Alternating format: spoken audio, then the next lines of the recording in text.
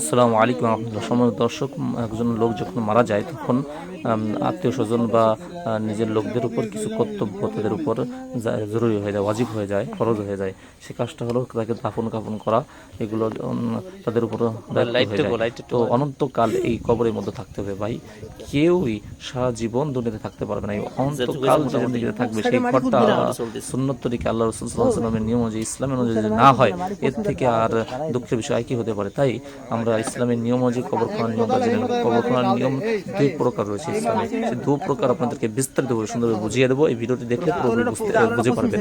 তো বোঝার আগে আরেকটা বিষয় বলবো, সেটা হচ্ছে যে আমাদের গ্রামে যে কবর খোঁড়ে অধিকাংশ কবর নাজায়েজ বা বিদআত পন্থায় হয়ে থাকে।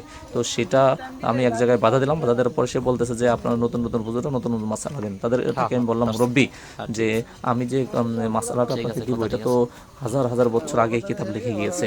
তো আমরা নতুন দিলাম নাকি আপনারা জানেন না সেটা ভুল, বা আগে আসলে জানতো না।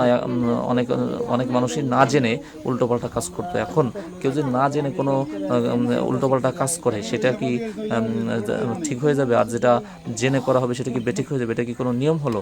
আপনার যদি বিশ্বাস না হয় তাহলে 10-15 জন বড় কওমি আলেমদের কাছ থেকে, মুফতি সব যারা কওমি মুফতি, তাদের কাছ থেকে শুনবেন। কারণ তারা পুরনো কিতাব পড়ে, হাজার হাজার বছরের পুরনো কিতাব পড়ে, কিতাব পড়ে, আরবি কিতাব পড়ে তারা এই মাসআলা দেয়। আর 10 জনের কাছে শোনার পরে তারা একই কথা বলে, তাহলে তো পুরনো মাসআলা, এটা তো নতুন হলো না। আপনার যদি বিশ্বাস না হয় 10 জনের কাছে শুনবেন। তখন সে কথা বললো যে হুজুর আপনি ঠিকই বলেছেন। সুতরাং মাসআলা কখনো নতুন হয় না।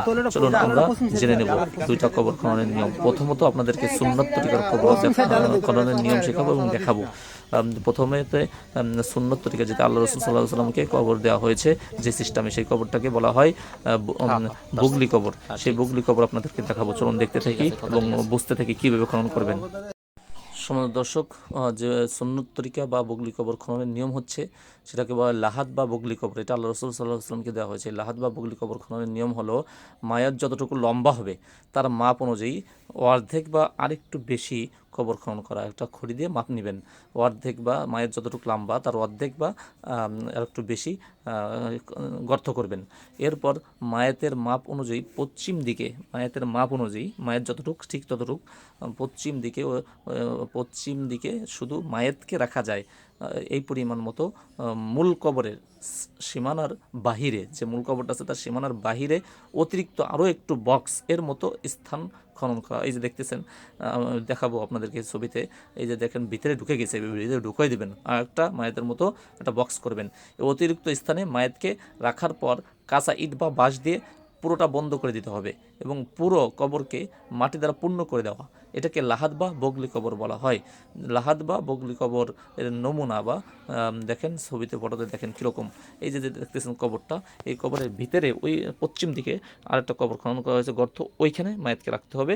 রাখার পরে এই যে বাঁশটা দেওয়া হয়েছে দেখতেছেন, এই বাঁশটা এইভাবে দিয়ে আপনার মাটি দিয়ে পুরোপুরি ভরে দেবেন। এইটা হচ্ছে আল্লাহ রাসূল সাল্লাল্লাহু আলাইহি ওয়াসাল্লামকে এই কবর দেওয়া হয়েছে, এটা হচ্ছে সুন্নাত।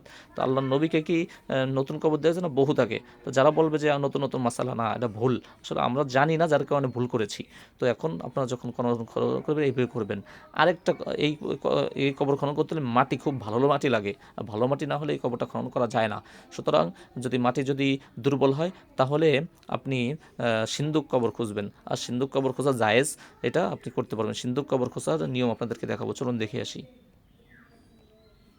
সম্মানিত দর্শক, দ্বিতীয় কবরটি হলো শাক বা সিন্দুক কবর। এটা হলো জায়েজ। শাক বা সিন্দুক কবর বলা হয়। মায়ের, এটা কীভাবে খুঁজবেন সেটার নিয়ম হলো, মায়ের যতটুকু লম্বা হবে তার সিনা বা কাঁধ বরাবর বা আরও বেশি কবর খনন করা। এরপর মায়েতের মাপ অনুযায়ী পশ্চিম দিক বা মাঝখানের পূর্ণ মায়েতকে রাখা যায় মতো কবরের নিচের দিকে অতিরিক্ত আরেকটি গর্তের মতো স্থান খনন করা।